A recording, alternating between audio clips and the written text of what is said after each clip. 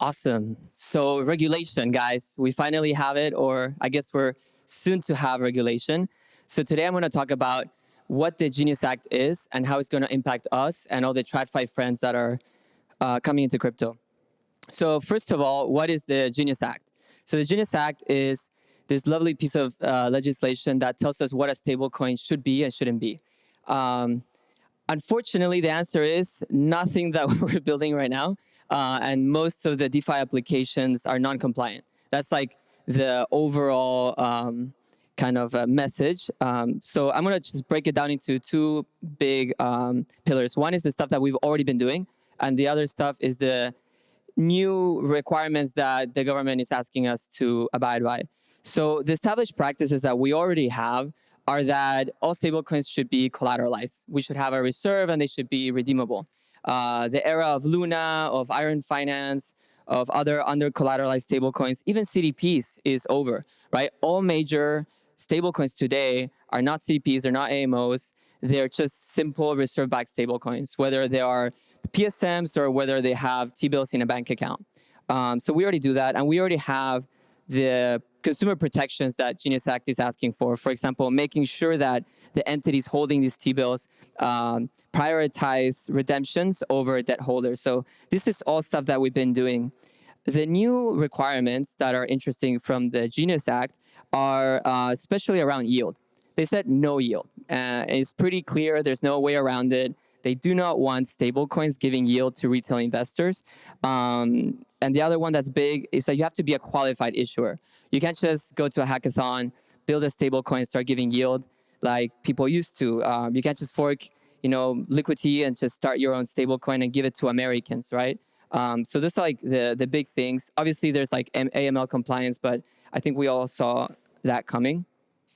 Now, where are we today? We're right before the Genius Act. What does it look like, right? So first of all, large companies we're not launching stablecoins for the longest time, right? It's only in the last couple of months, maybe after the election, that you have Fidelity, that you have Walmart, Bank of America, even talking about making stablecoins. They were too scared. And what this caused was this cottage industry of T-bill wrappers, right?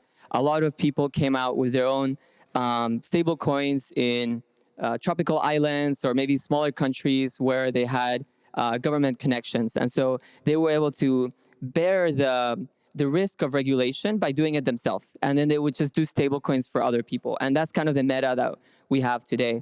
Also, there's like a huge focus on innovation in the bad way. Let's just make yield in any way and launch any kind of stable coins. And we saw obviously Luna and Iron Finance being some of the largest collapses of stable coins, but trust me, there's many other examples of stable coins not going well. So now we know what the Genius Act is. How does it affect the projects here? How does it affect us, right? Even CAP. Well, the first thing is that it's not going to become very difficult to make a stablecoin, right? At least from the point of view of the American government, a payment stablecoin, it's not going to be very easy to do it, and so it's going to favor larger companies with a lot of resources.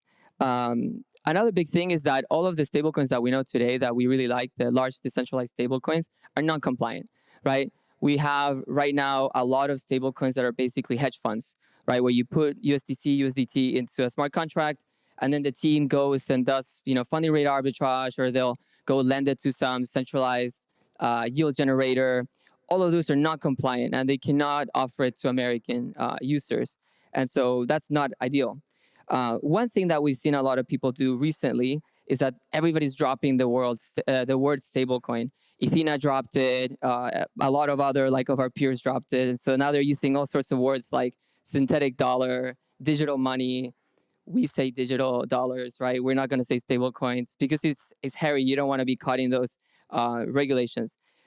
It's yet to be seen what the actual enforcement of these rules will be. So maybe not calling yourself stable coins will be fine for now, at least during this administration. And then another thing that's really coming up is non-USD peg stable coins, like Hong Kong dollar, etc. Well, I can't make a US dollar stable coin and give yield, but what if I give a Hong Kong dollar stable coin and give yield? So there's a lot of experimentation that I've seen from my peers in that realm as well. Now, for the broader industry, this is huge, right? I think stablecoins are the only place in crypto that has ample PMF, meaning the world's largest companies in that sector chose crypto technology to fulfill the needs of what they're doing. And we're going to have it. I mean, Walmart's making a stablecoin, Fidelity's making a stablecoin, BlackRock, Franklin Templeton. It doesn't get bigger than this. So if these guys are making stablecoins, then that will be the future of payments. And so now there's like a huge rush for everybody to have their stablecoins. Unfortunately, that rush will mean that there's going to be fragmentation. Tether and USDC will no longer be the largest stablecoins, right? Now we're going to have many other stablecoins that surpass them, right? Because if JP Morgan decides to make a stablecoin tomorrow, which they did, you can bet it's going to be much larger than Tether and Circle. And that also means that there's going to be a rush to the bottom. If every single company in the US is making a stablecoin, then how do you differentiate? Well, you start cutting fees.